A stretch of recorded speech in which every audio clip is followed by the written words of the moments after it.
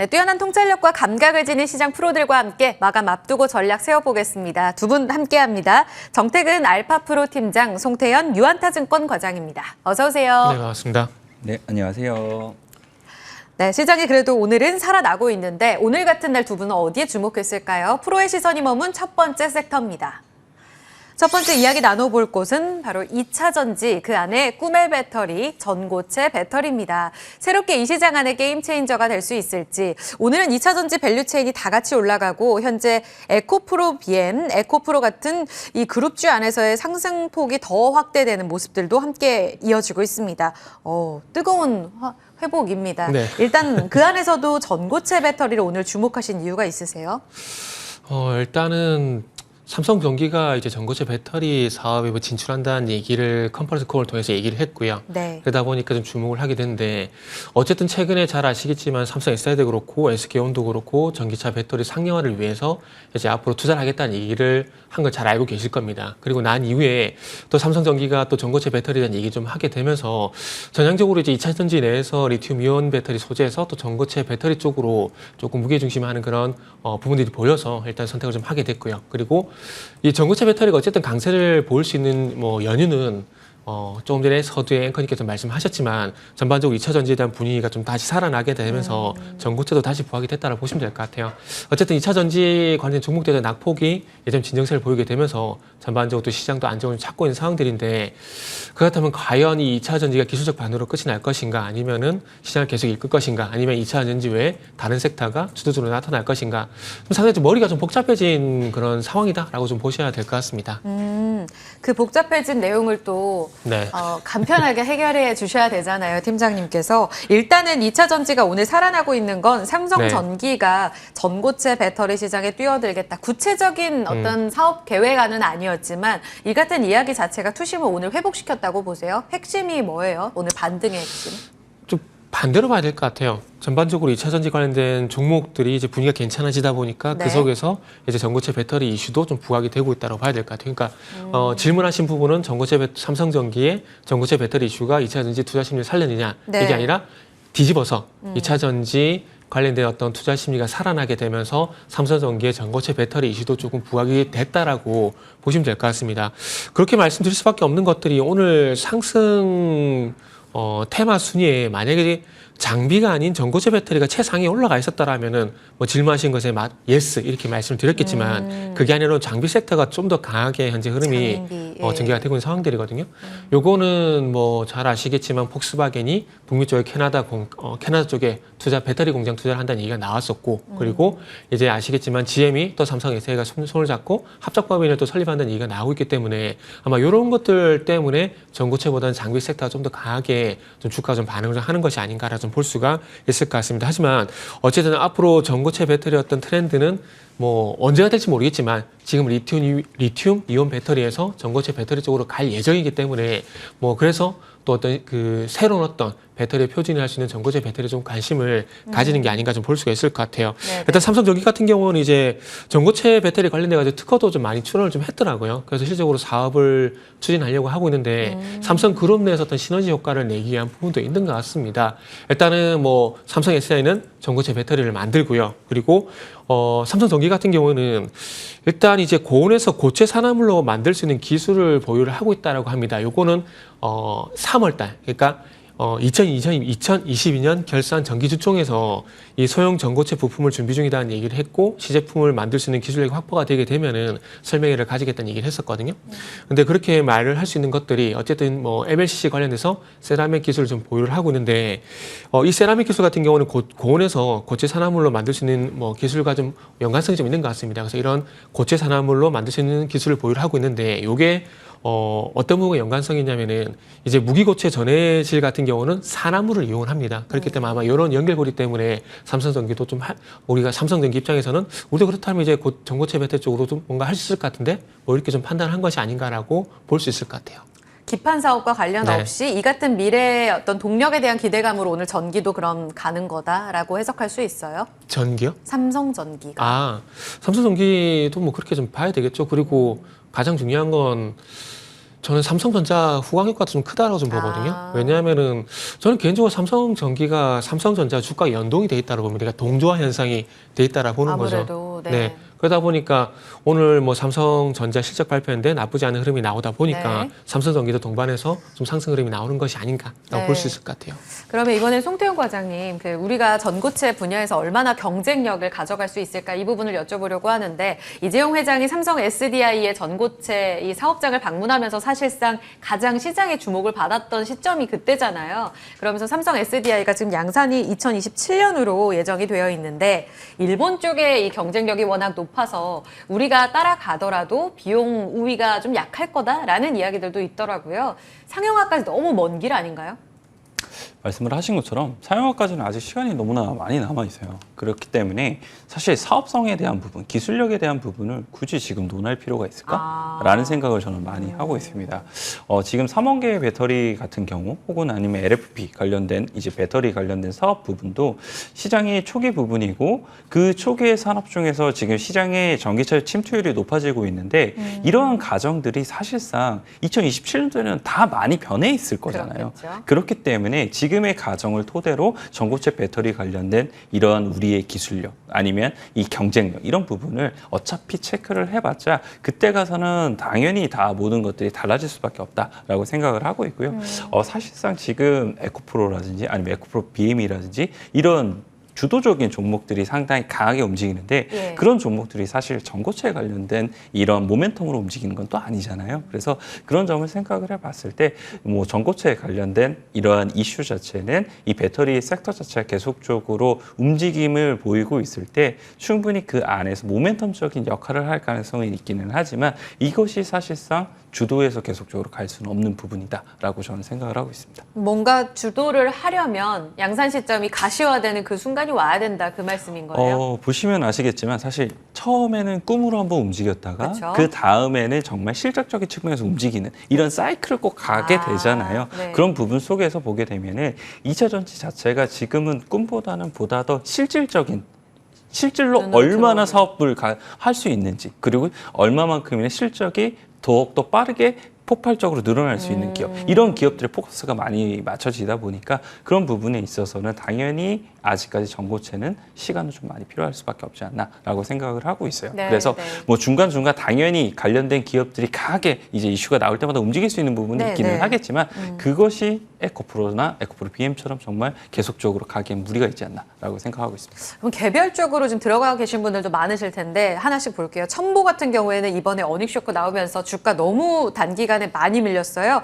29만 원에서 지금 19만 원까지 밀려 있는 상황인데 오늘은 일단 반등 나와요. 근데 전고체 배터리 관련해서 국채과제도 담당하고 있고 이런 측면에 있어서 이런 전고체의 어떤 미래 성장 동력을 봤을 때 말씀하신 대로 2차 전지가 살아나서 모멘텀 트레이딩이 가능하다면 어느 정도 이제는 반등을 줄 수 있는 자리인가요? 자리적으로는 충분히 그럴 수도 있다라고 생각을 하고는 있는데 네. 저는 보수적인 대응이 더 맞다고 생각을 하고 있어요.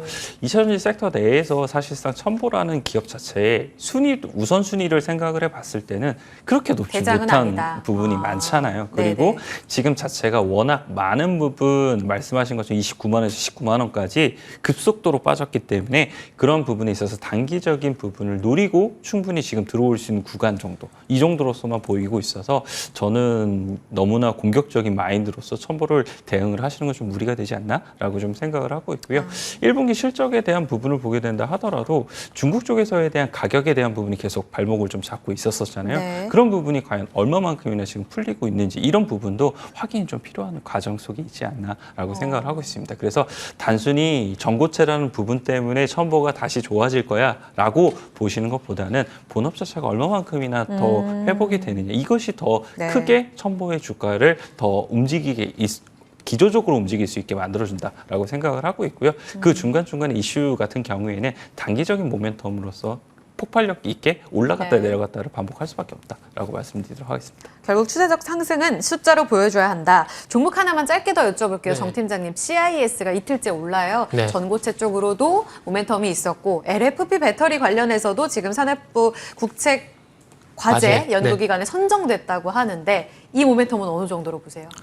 이것도 결국 이제 업종에 달렸다라 봐야 될 것 같아요. 그러니까 제가 항상 종목을 말씀드릴 때 종목에 영향을 주는 것들이 종목, 업종, 시장 이렇게 말씀드리는데 그렇죠. 네. 어쨌든 국제과제 선정은 종목 이슈고요. 그 위에 2차 전지 업종에 대한 투자 심리가 정말 괜찮다라면 이게 또 꽃을 피울 수 있는 부분들이기 때문에 그래서 네. 업종 투자 심리가 더 중요하다고 말씀 좀 드려야 될 것 같아요. 뭐 아시다시피 뭐 어제 전까지만 하더라도 2차 전지가 전반적으로 좋지 않았었잖아요. 그런데 그쵸. 시야에서도 마찬가지로 영향을 받았었거든요. 그렇다면은 종목 자체의 어떤 모멘텀이라기 종목 자체 모멘텀이 있긴 하지만 그럼에도 불구하고 상위 부분인 업종에 대한 영향을 좀 네네. 받고 있기 때문에 아무래도 2차 전지 업종에 대한 투자 심리가 먼저 안정을 찾아야 되게 좋지 않을까라는 말씀드려야 될 것 같아요. 네, 전고체 배터리 안에 탑픽 가볼게요. 지금 송 과장님께서는 2차 전지 안에서만 모멘텀 트레이딩 정도는 가능할 텐데 네네. 주도적으로 가겠느냐에 대해서 그쵸. 조금 회의적인 이야기도 해주셔서 이 안에 탑픽과 전략은 어떻게 보세요? 조금 생소할 수 있는데 저는 그린 케미칼 좀 말씀을 드리고 싶거든요. 왜 말씀드리냐면 네. 지금 전고체 배터리 같은 경우는 아시다시피 전해질이 고체입니다. 고체인데 요게 지금 보완을 해야 될 문제점이 뭐냐면은 액체에서 고체로 바뀌다 보니까 이온 전도성이 떨어져요. 그래서 이런 문제를 해결하기 위해서는 유기용매라든지 아니면 전액 첨가제 이 문제가 좀 해결이 돼야 되는데 특히나 유기용매가 이온의 전도성과 상당히 연관성이 있는 소재라고 보시면 될 것 같습니다. 그런데 최근에 그 그린 케미칼이 리튬 이온 전지 전해핵 유기용매를 개발을 했습니다. 그래서 네. 고객사를 통해서 이제 테스트를 진행하고 있는데 네. 이게 리튬 이온으로 끝이 나지 않을 겁니다. 앞으로 전고체 배터리 쪽으로 가게 된다라면은 뭐 그린 케미칼이 뭐 그 전고체 배터리 관련된 유기용매도 개발할 가능성이 상당히 높기 때문에 아직까지 이런 내용이 많이 부각이 안 됐더라고요. 그래서 앞으로 차기에 뭐 전고체 배터리가 좀 부각이 되게 된다라면은 뭐 차세대 어떤 수혜주로 볼 수 있는 부분들이 있기 때문에 그래서 저는 그린 케미칼을 오늘 탑픽주로 좀 제시해 보고 싶고요. 네. 일단 뭐 가격 전략도 좀 말씀을 드리면 뭐 손절가 같은 경우는 일단 10,000원, 목표가는 일단 13,000원 정도 말씀을 드리도록 하겠습니다. 13,000원까지 반등 보자. 그린 케미칼이고요. 전고체 배터리의 반등 움직임에 있어서 중요한 전제 조건으로 2차 전지의 투심 안정적으로 다시 또 회복이 되는지 여부 보자 하셨습니다. 다행히도 오늘은 또 에코프로가 거의 70만 원 회복 시도가 나오고 있어서 이런 움직임 같이 연동해서 보겠습니다. 첫 번째 마무리 짓고요. 두 번째 프로의 시선이 머문 곳으로 가겠습니다. 네, 두 번째 섹터는 IT입니다. 수요 한파 속에서 실적이 나왔습니다. 바닥을 확인했다. 한파가 당분간은 지속될 거다. 엇갈린 전망 속에 오늘 주가도 두 기업이 조금 엇갈려 있는 분위기인데 이노텍이 워낙 강해서 전기가 조금 묻히는 이런 모습들도 보여주고 있습니다. 송 과장님께서 이쪽 봐주셨어요. 반도체도 실적 성적표 다 나왔고요. 이노텍, 삼성전기까지. 이쪽 보신 이유가 뭐예요?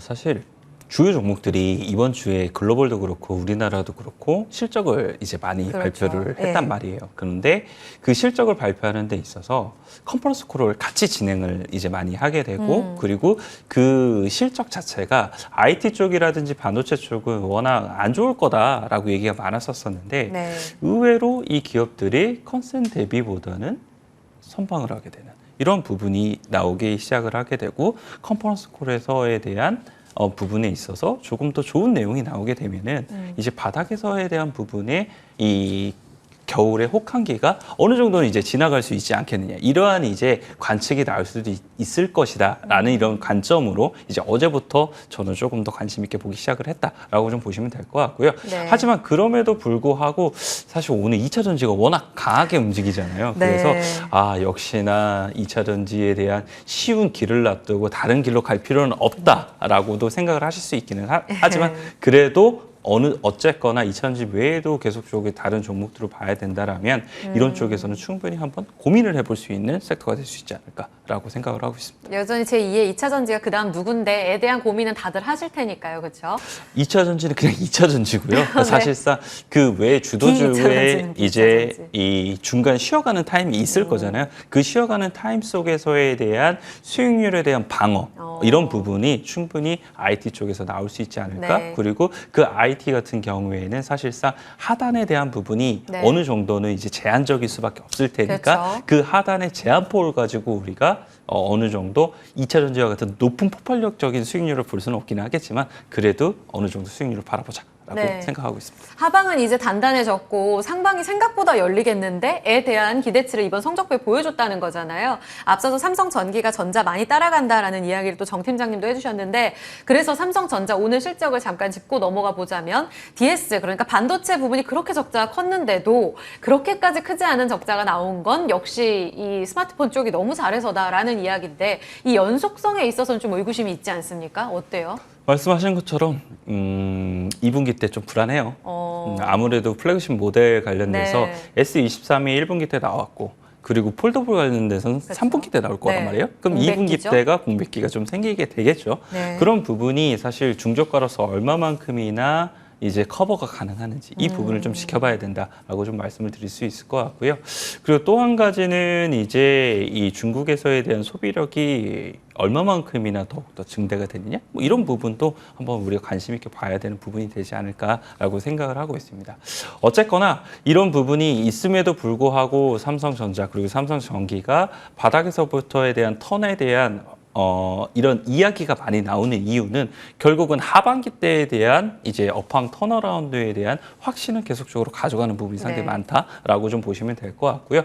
그리고 어느새 2분기도 이제 첫 번째 달은 거의 다 지나갔습니다. 그래서 시간이 그만큼 지나가고 있는 만큼 2분기 다소 부진을 하게 된다 하더라도 그거에 대한 시기가 자체가 그렇게 많이 남지는 않았다라고도 생각을 해볼 수 있는 거죠. 그렇군요. 그럼 디스플레이 쪽도 볼게요, 정 팀장님. 네. 이 대형 QD OLED 적자폭이 좀 줄었다라는 내용도 전해지고 있는데 이 부분 유의미하게 보시는지 궁금하고 삼성 쪽에서 OLED 관련해서 투자 키우겠다라는 부분은 얼마 전에 또 실적 네. 4월에 이야기가 나오면서 또 화제가 됐던 부분이잖아요. 네. 이쪽은 어느 정도가 회복이 될 거라고 보세요?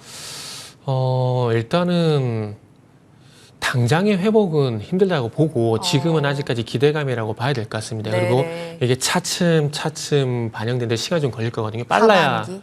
빨라 이제 내년 초라고 좀 보셔야 될 것 같아요. 그러니까 실제로 숫자가 잡히는 거는 내년이라 봐야 되고 그 네. 이전에 기대감의 어떤 상승은 더 빨리 나올 수 있다라는 점 어느 부분을 봐야 될 것 같아요. 그러기 위해서는 이 시장이 얼마만큼 빨리 OLED 쪽으로 관심을 가지냐가 좀 관건인데 그렇게 말씀드릴 수밖에 없는 부분들이 자 일단은 어쨌든 뭐 삼성 디스플레이 같은 경우 1분기 7,800억 정도 영업이익을 기록했고 전년 동기 대비 28%가량 어쨌든 마이너스입니다. 근데 그럼에도 불구하고 선방을 했다라는 표현을 좀 하고 있는데 그러니까 대형 패널이 많이 팔렸고요. 그리고 폴더블 폰이라든지 플래그십 같은 비싼 제품들이 많이 팔렸습니다. 그러니까 결국 중요한 건 이 양적인 어떤 성장이 아니라 질적인 부분들이 전반적으로 실적을 좀 케어를 했다라고 보시는 게 맞다로 좀 봐진 상황들이고 네. 그리고 어쨌든 QD OLED가 이제 많이 팔리게 되면서 실적으로 좀 방어를 할 건데 이 대형 패널이 방어를 하게 되면서 좀 시간을 벌어주게 되고 중소형주 쪽으로는 빨라도 내년을 볼 수밖에 없다라고 말씀드려야 되는데 왜 그러냐면은 지금 아시겠지만은 애플의 지금 아이폰 시리즈 언제 출시할지 예정이 아직 안 돼 있는 상황이거든요. 그렇게 네. 본다면 아이패드를 볼 수밖에 없어요. 그러면 아이패드가 그러니까 OLED 패널이 탑재가 된 아이패드가 내년 초에 출시가 될 예정입니다. 그러면 그 이전에 패널이 공급이 될 것이고 그렇게 본다면 올해 말 그리고 빨라도 내년 초라고 볼 수밖에 없는 부분들이 네네. 그래서 있다라는 겁니다. 그래서 그런 부분이 반영될 때가 시간이 걸릴 수가 있고요. 그리고 최근에 투자 같은 경우에는 아직 장비 발주도 안 됐어요. 안 됐기 때문에 요거를 당장에 실적에 반영시킨다든지 이걸 좋게 네. 본다든지 할 수 있는 부분은 솔직히 무리가 있습니다. 그러나 어쨌든 투자를 진행하게 되고 앞으로 할 것이라는 그런 기대감들이 주가의 어떤 모멘텀이 될 수가 있다라는 거죠. 그렇기 때문에 기대감이냐 실적인 숫자냐에 대한 부분은 조금 시간에 대한 괴리가 있을 수밖에 없다라고 봐야 될 것 같고요. 네. 그리고 뭐 삼성 디스플레이도 언급을 했었지만은 어쨌든 IT형 8.6세대 같은 경우에는 2026년부터 어쨌든 양산이 진행되기 때문에 좀 시간이 네. 필요하고요. 그리고 하나 더. 그 이제 애플 아이패드뿐만 아니라 내년 초에 삼성전자가 XR 기기가 나올 겁니다. 나올 건데 거기에 올레도스라는 패널이 장착이 될 건데 지금 4월 달에 초격차 투자를 발표를 하게 되면서 하나 발표가 안 나온 게 올레도스 관련 투자에 대한 얘기 아직 안 나왔어요. 근데 네. 이게 지금 아산 쪽에 파일럿 라인을 현재 만들었고요. 만들고 나서 하반기에는 정식으로 생산이 진행될 건데 아마 이런 것들 근데 이게 지금 패널 수가 그렇게 많지 않기 때문에 요거는 참고 삼아 좀 보시라고 좀 말씀드릴게요. 그럼 디스플레이도 이야기를 네. 하실 때 이제 바닥은 지나고 있다. 근데 구체적인 시점에 있어서는 내년이 될 수도 있고 하반기가 될 수도 있고 전체적인 IT 기기를 두고 봤을 때에도 아직은 조금 회복 속도가 요원하다라는 이야기들 나오잖아요. 네. 그럼에도 불구하고 지금부터 모아갈 시기에 있어서는 네. 의견 공감대를 갖고 계신 거예요? 저는 이제 이게 삼성전자도 그렇고 그 다음에 이제 뭐 디스플레이는 삼성 디스플레이 상장이 안 됐으니까 LG 디스플레이 기준을 말씀드릴 수밖에 없는데 저는 전반적으로 바닥을 통과를 하고 있다라고 봅니다. 통과하고 있다고 보고 있고 특히나 삼성전자 같은 경우는 언제 바닥을 탈지 언제 바닥을 탈지 이런 질문 되게 많이 받는데 차트를 보시면 아시겠지만 작년 9월 30일 날 바닥을 다지고 어쨌든 완만하게 우상향이 되고 있습니다. 근데 공교롭게도 왜 그때냐면은 모건스탠리가 빙하기가 끝나간다는 리포트를 작년 9월 말에 공개를 했거든요. 네. 그리고 난 다음에 인정하기 싫지만은 모건스탠리 보고서대로 현재 주가가 진행이 되고 있다라는 거죠. 그 보고서에는 4분기가 바닥이고 2분기에는 반등이 나올 것이라는 그런 얘기가 있는데 이미 뭐 삼성전자가 뭐 바닥을 그 보고서가 나왔을 때 바닥을 다지고 어쨌든 완만하게 상승하고 있다는 점을 보게 네. 된다라면은 이미 바닥은 통과가 됐다라고 보는 게 맞습니다. 그리고 이게 업황하고 주가가 좀 괴리가 발생될 수 있는 부분들이 있는데 네. 이게 어쨌든 이렇게 보시면 될 것 같아요. 가까운 미래를 볼 것인가, 먼 미래를 볼 것인가, 네네. 요 관점에서 봐야 되거든요. 어쨌든 4분기, 1분기 안 좋은 건 가까운 미래고 그게 지나게 되는 것은 어차피 하반기거든요. 그렇기 때문에 시장에서는 가까운 미래보다는 먼 미래를 볼 수밖에 없기 때문에 저도 송태영 과장님 의견에 전반적으로 다 동의를 합니다. 알겠습니다. 전체적으로 결론 내기에 앞서서 삼성전기랑 LG이노텍도 이 실적이 일단 나왔으니까 살짝만 좀 짚고 갈게요. 둘 다 상저하골 거다. 2분기에 이노텍 적자일 건데도 불구하고 하반기에 회복을 보면서 지금 매수 관점을 이야기 많이 합니다. 같은 의견이세요? 대부분이 사실 업황에 대해서 확신은 못 가져요, 지금. 네. 2분기 때까지는 아무래도 부족한 부분이 있을 거고 말씀을 하신 것처럼 일부 종목들 같은 경우에는 오히려 2분기 실적이 더욱더 안 좋아질 수 있다라고 네. 얘기를 하고 있기는 맞아요. 합니다만 그럼에도 불구하고 많은 이제 요소들, 힌트들 뭐 이런 것들이 있기 때문에 하반기에 대한 업황 턴어라운드를 기대하는 부분이 상당히 많아질 수밖에 없다라고 확률이 보시면 될 높아간다. 것 같아요. 아. 네, 뭐 중국에서에 대한 스마트폰 같은 경우에도 삼성전기의 실적을 보게 되면은 네. 이 출하량 자체가 네. 이 중국에서 한 자릿수의 출하량 증가가 나오게 됐거든요, 스마트폰이. 그래서 그런 부분도 일부 보이는 부분이 시작이 됐다라고 보시면 될 것 같고, 그리고 의외로 삼성전기라든지 LG이노텍 두 회사 모두 다 보게 된다 하더라도 이제 전장에 대한 부분이 더욱더 늘어나고 있는 부분이 있게 될 거잖아요. 그래서 예. 단순하게 이제 IT 관련된 업체들이 이제 스마트폰이나 아니면 가전이나 이런 쪽에만 국한된 것이 아니라 그 가전의 영역 자체가 자동차로까지 늘어나는 이런 부분까지도 기대해 볼 수 있기 때문에 네. 하반기에 대한 업황의 턴어라운드 이런 부분은 아무래도 가능성이 좀 더 높아지지 않나라고도 네. 생각을 하고 있는 거고요. 반도체 같은 경우에도 보게 되면은 서버에 대한 증설에 대한 이야기도 상당히 이제 다시 한 번 더 이야기가 나오고 있는 부분이 네. 있게 될 거고, 그리고 고사용 가능해서도 지금 SK 하이닉스에 대한 실적 발표 내용을 보게 된다 하더라도 고성능 PC라든지 이런 쪽에 대한 수요는 추가적으로 더욱더 많은 부분 늘어날 수 있다라고 얘기를 하고 있거든요. 그리고 하반기에는 DDR5가 적극적으로 이제 도입이 되기 시작을 하게 되면은 교체에 관련된 수요도 분명 나오기 시작을 하게 될 텐데 그런 부분이 전반적으로 이제 시장에서는 업황의 턴어라운드로 이제 자리매김할 수 있지 않겠느냐 네. 이러한 기대감으로서 나타나고 있다라고 좀 보시면 될 것 같고요. 네. 그리고 이제 2차 전지 관련돼서도 계속적으로 상승이 나오다 보니까 그런 피로도도 사실 계속 있어서 그쵸. 다른 업황에 대한 다른 업종에 대한 네. 계속 관심도가 늘어날 수밖에 없지 않나라고 그쵸. 생각하고 있습니다. 토픽 가보겠습니다. 그러면 어느 쪽 좁혀볼까요? 이노텍 가져갔어요. LG이노텍. 네, 말씀하신 것처럼 2분기 실적은 영업 적자 기록을 할 것으로 예상이 되고 있습니다. 하지만 그럼에도 불구하고 하반기 때 돌려 세울 수 있는 영업이익의 턴어라운드 폭 자체가 커진다라고 좀 보시면 될 것 같고요.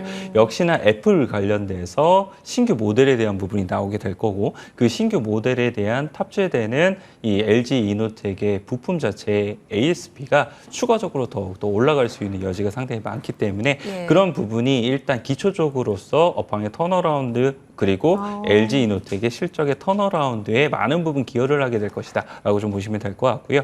LG 이노텍 같은 경우에도 이제 전장 산업에 대한 부분을 상당히 많이 이제 들어가기 시작을 하게 될 거잖아요. 예. 그리고 LG 전자에 대한 전장 관련된 수요에 대한 부분을 생각을 해보게 되면은 충분히 LG 이노텍과에 대한 시너지 뭐 이런 부분도 기대해 볼 수 있는 부분이 상당히 많아질 것 같아요. 그래서 그런 부분도 어느 정도는 LG 이노텍에 대한 실적의 턴어라운드 그리고 주가에 대한 부분도 많은 부분 이제 이제 이 하방을 지지를 해주고 상승 후 전환이 될 수 있지 않을까라고 생각을 해볼 수 있는 것 같습니다. 그래서 LG 이노텍에 대한 주가를 보게 되면은 네. 사실 삼성전기 같은 경우에는 삼성전자와 함께 반등이 나오게 되고 거기 반등이 나오다가 다시 이번에 하락을 하게 되는 이러한 이제 결과를 초래를 하게 됐었는데 네. LG 이노텍은 그렇지 않고 사실 5, 6만 원권에서 옆으로 계속 횡보를 하는 횡보하죠. 예. 이런 모습이 나왔었거든요. 그리고 오늘 처음으로 사실상 반등이. 반등이 나오기 시작을 하게 되는 건데 그런 부분에서 보게 된다 하더라도 추가적으로 여기서 얼마만큼이나 실망감이 나올 수 있을지 이 부분도 한번 고민을 해보셔야 되지 않을까라고 생각을 하고 있습니다. 그래서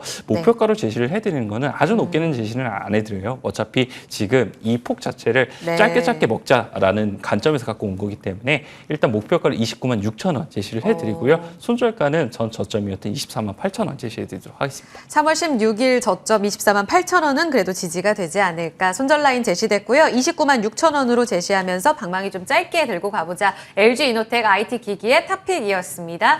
프로의 시선 여기까지 살펴볼게요. 송태현 유한타 증권 과장은 보내드리고요. 정태근 팀장은 잠시 후에 또 내일장도 잡아라 해주시죠.